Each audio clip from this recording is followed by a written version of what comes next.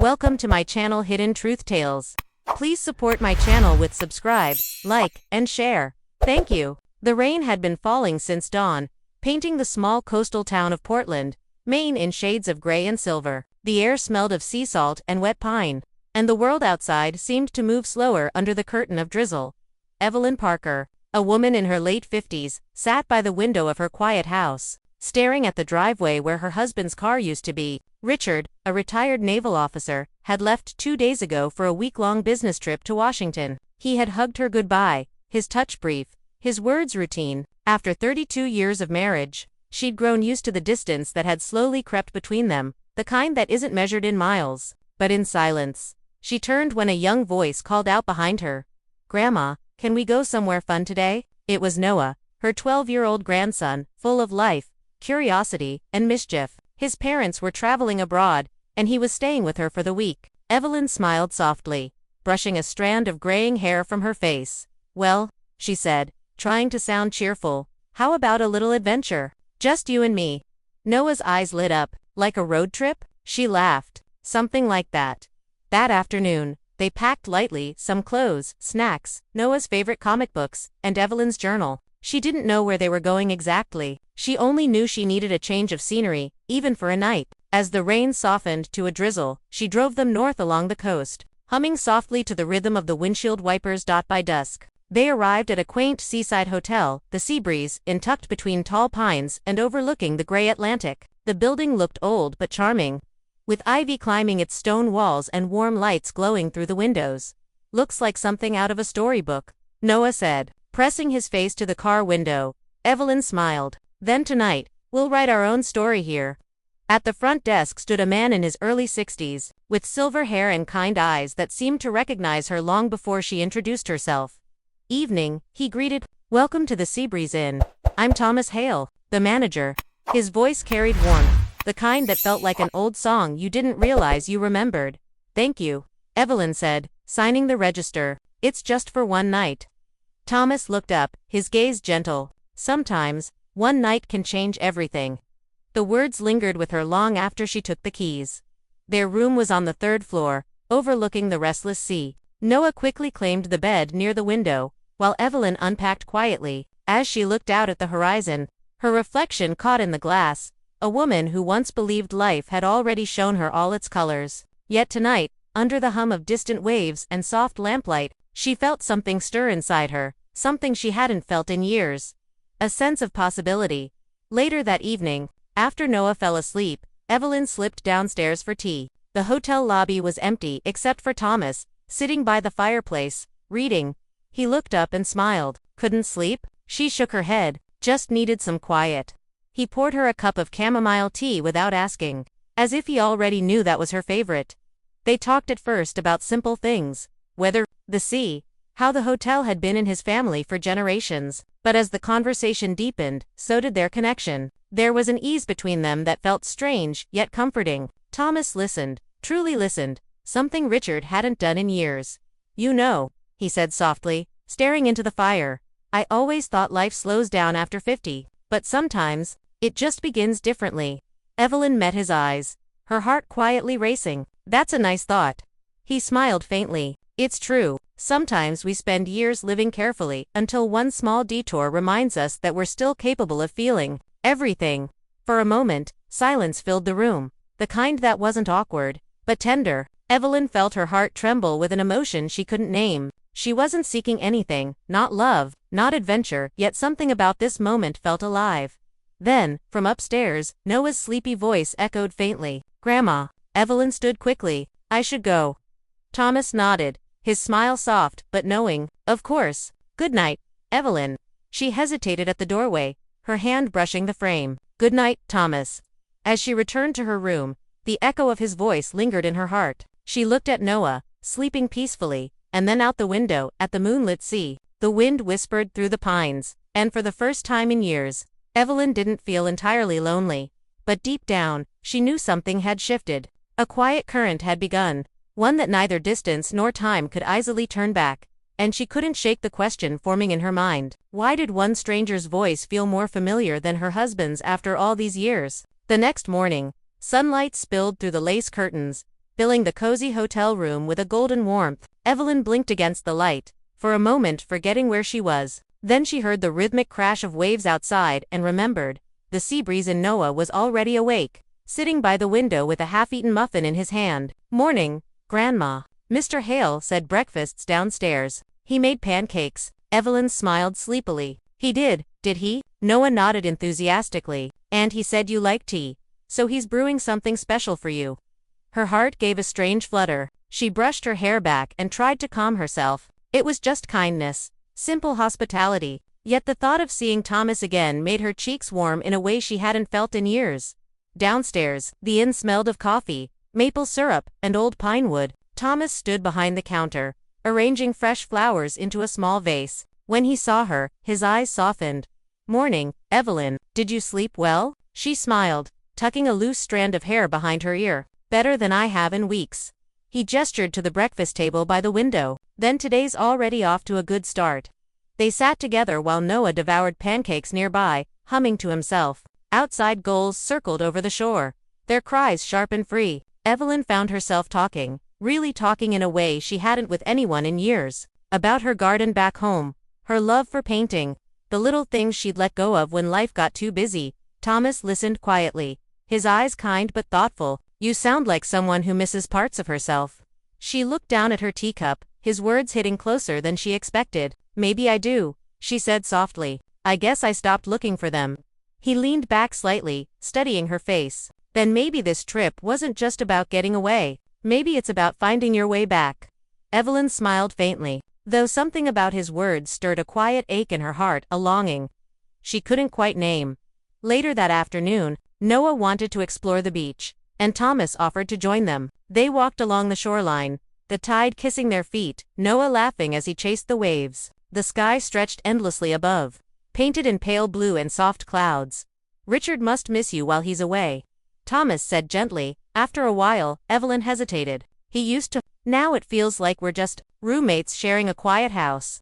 Thomas didn't respond right away. He just nodded, as if he understood. "Sometimes love changes shape," he said finally. "It doesn't mean it disappears, but sometimes we forget to look for the version that still fits us."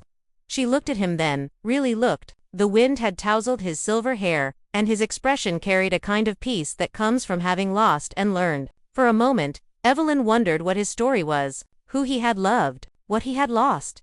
Noah's laughter echoed ahead of them, pulling them from the quiet tension. Evelyn smiled faintly. "You sound like someone who's been through their share of changes."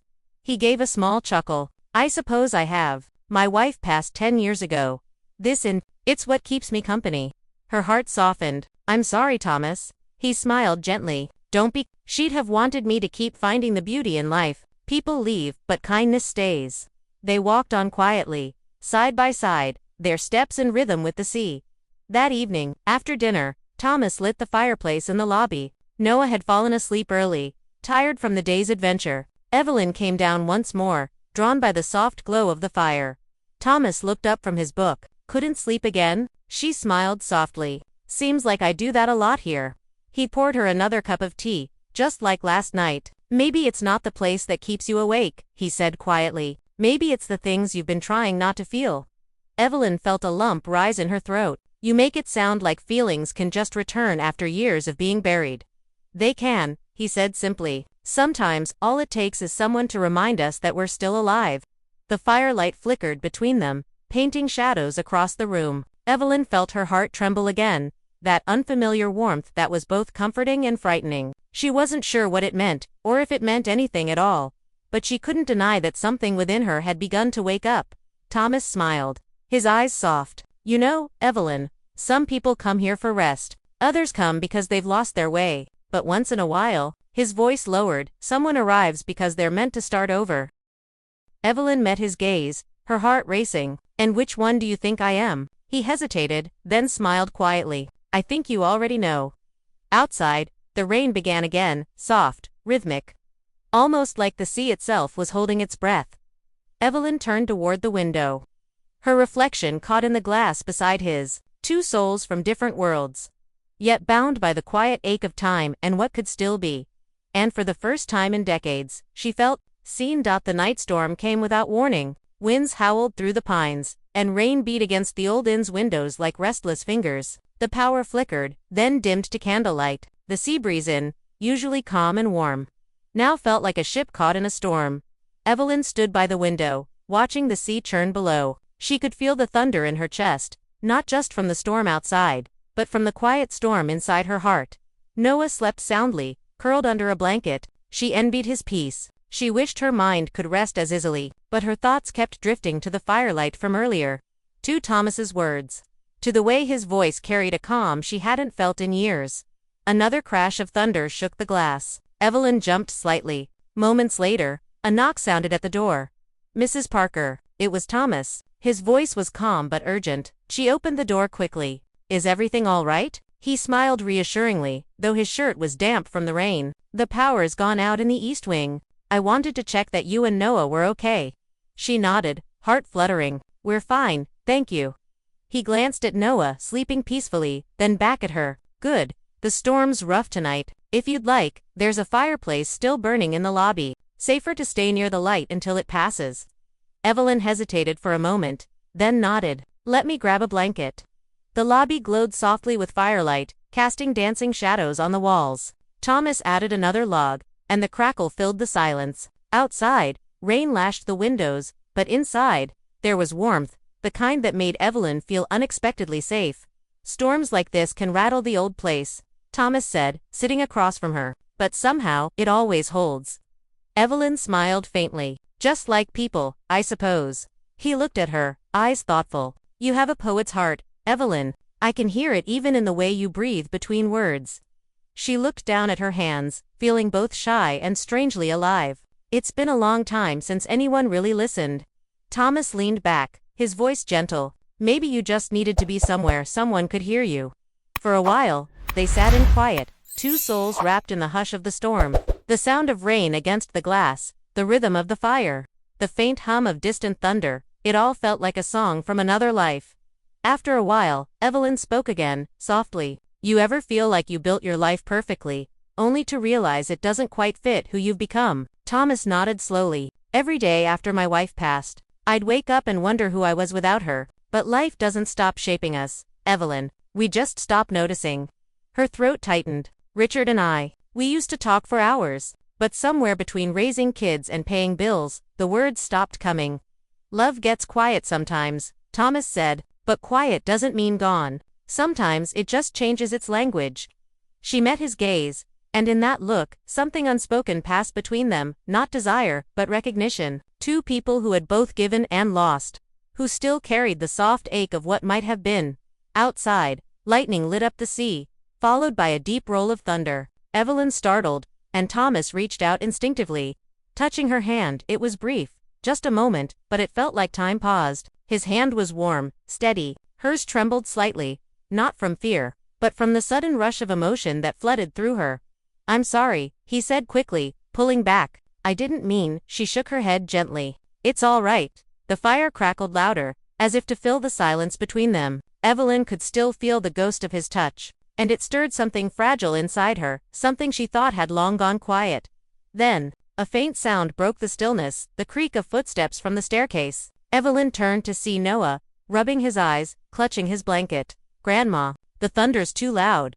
She smiled softly, opening her arms. "Come here, sweetheart." He climbed onto her lap, resting his head on her shoulder. Evelyn met Thomas's eyes over the boy's head, a small, knowing smile passing between them. "Seems like you're needed," he whispered. She nodded, holding Noah close. "He's my whole world." Thomas smiled gently. "And you're his. That's something special, Evelyn. Don't ever forget that." They sat like that for a while, Evelyn cradling her grandson, Thomas watching the fire. Outside, the storm began to ease, the waves calming against the shore, but deep inside her, Evelyn knew something had quietly changed. It wasn't love, not yet, but it was awareness, a quiet reminder that she was still capable of feeling warmth, of being seen, of being alive. And as the thunder rolled away into the distance, she couldn't help but wonder what would the morning bring when the storm was finally gone. When Evelyn woke the next morning, the storm had passed. Sunlight poured through the lobby windows, golden and calm, as if the night before had been a dream. The sea outside glimmered like liquid glass, and the pines stood still. Washed clean by rain, Noah was curled up beside her on the couch, his small hand clutching her sleeve. For a moment, she just watched him, peaceful, safe, before gently easing him awake. "Morning, love," she whispered. He yawned, rubbing his eyes. "Is the storm gone?" She smiled. "All gone. The sun's back." They went downstairs, and the scent of fresh coffee and warm pastries filled the air. Thomas was already there, wiping down the counter, sunlight catching the silver in his hair. When he looked up and saw her, his smile was soft, the kind that said, "I'm glad you're here." "Morning, Evelyn," he said warmly. "Did the storm keep you up?" "Not really," she replied, brushing a strand of hair from her face, "but it made for quite the memory." He chuckled. "Storms usually do." Noah ran up to him, excited. "Mr. Hale, can I help you with breakfast?" Thomas grinned. "Of course, my young assistant. Grab that basket of muffins." Evelyn watched them, her heart filling with something gentle, gratitude, perhaps, or something deeper. It had been a long time since she'd seen kindness so natural, so effortless.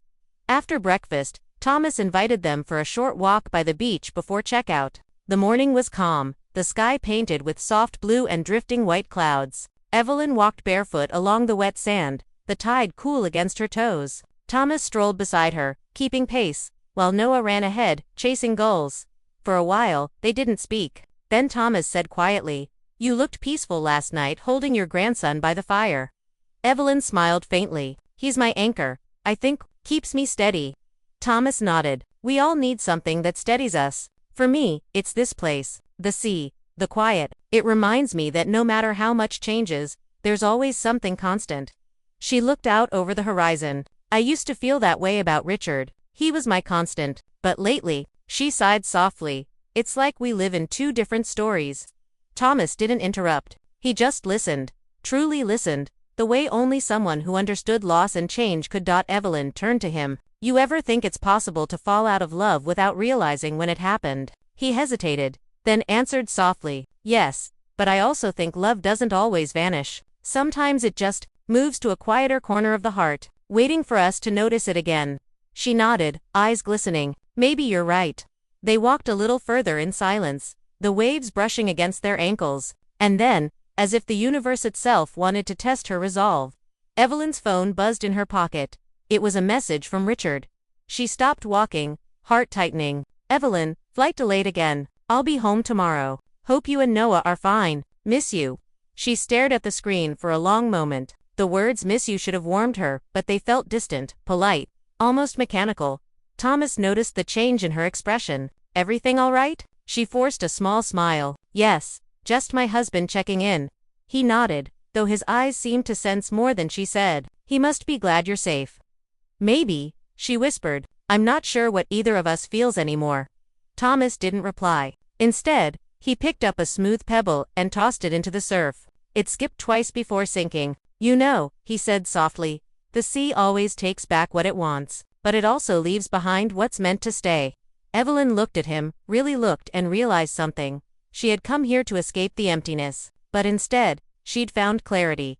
That afternoon, as Noah packed his backpack and Thomas helped carry their bags to the car, the air between them felt different, tender, but filled with unspoken understanding. At the doorway, Evelyn turned to him. "Thomas, I don't know how to thank you for your kindness, for listening."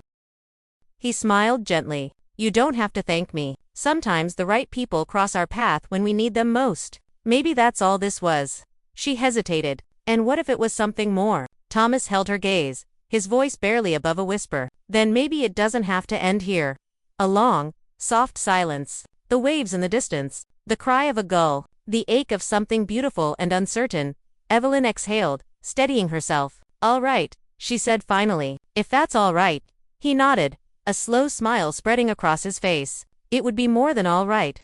As she got into the car, Noah waved cheerfully at Thomas. "Bye, Mr. Hale. We'll come back, right, Grandma?" Evelyn glanced in the mirror. Thomas standing at the edge of the road, the ocean behind him, sunlight on his face. "Yes," she whispered, more to herself than to Noah. "I think we will." But as the car turned the corner and the inn disappeared from sight, Evelyn's phone buzzed again. This time, it wasn't a message, it was a call. From Richard. Her heart raced. And in that moment, Evelyn sensed something about that call was going to change everything. The drive back to Portland was quiet. The clouds had cleared, and sunlight streamed through the windshield, but Evelyn's mind was far from calm. Her phone buzzed again, in her lap, Richard's call. Waiting, unanswered, Noah hummed softly beside her, flipping through a comic book, unaware of the storm that had begun to stir in his grandmother's heart. Finally, Evelyn pulled the car over beside a stretch of coast where the sea met the sky in endless blue. She took a deep breath and pressed accept.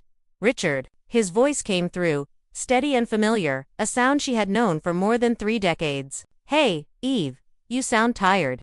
"I'm fine," she replied gently. "How was your flight?" "Delayed again." He sighed. "I'll be back tomorrow morning." "How's Noah? Keeping you busy?" Evelyn smiled faintly. "Always." There was a pause, the kind that had become too common between them. The sound of the sea filled the gap. "Evelyn," Richard said after a moment, "I've been thinking lately. About us." Her heart tightened. "About us?" "Yes," he said quietly. "I know I've been distant, maybe too focused on work, even after retirement. I guess I forgot what it feels like to just be with you." Evelyn's eyes stung. The sincerity in his tone felt strange, fragile, unexpected. "I thought," he continued, "maybe when I get back, we could take that trip we kept putting off. Just you and me. Somewhere quiet. Maybe the coast." "The coast?" Evelyn looked out at the sea, the same one she'd walked along with Thomas just that morning. She swallowed hard. "That sounds nice, Richard." "Good," he said softly, a hint of relief in his voice. "I miss us, Eve. I really do." And just like that, the ache in her heart deepened, not from confusion, but from the truth. Because part of her did miss him. The life they'd built, the years they'd shared, the memories that still lived quietly in their home. But another part, a quieter, braver part, had begun to wake up at the sea breeze, reminding her that life wasn't done teaching her about love. That evening, after Noah had gone to bed, Evelyn sat alone in her study with a cup of tea and her journal open. The rain had returned, tapping softly against the window. She wrote slowly, her pen steady. "Some storms come to destroy, others come to clear the path. I think this week was both."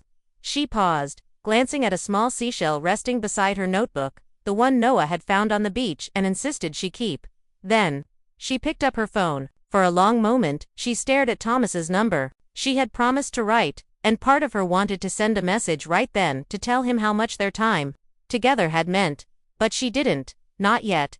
Instead, she typed a single line into her notes. "Sometimes love doesn't arrive to replace what was lost. It arrives to remind us we're still capable of feeling." And she smiled. The next morning, Richard returned home. He hugged her at the door, tighter than usual. It felt different this time, not because everything was suddenly fixed, but because she was different. She'd found a part of herself. She thought she'd lost the part that still noticed the color of the sea, the warmth in a stranger's kindness, the quiet heartbeat of her own dreams. "Missed you," Richard said softly. She looked up at him, her eyes gentle. "I missed you too." And though she didn't know what the future held, she felt something new, not certainty, but peace. Later that week, when she checked the mail, there was a postcard from the Seabreeze Inn. On the front, the coastline, glowing at sunset. On the back, written in familiar handwriting, "The ocean's calm again. Noah's seagulls are waiting. Take care, Evelyn. Thomas." She smiled, tracing the words with her thumb. No promises, no regrets, just a quiet reminder of what she'd rediscovered, that even after years of silence, the heart can still learn to speak again. Evelyn placed the postcard in her journal and closed it gently. Outside, the sun began to set, soft, golden, and full of peace. The end.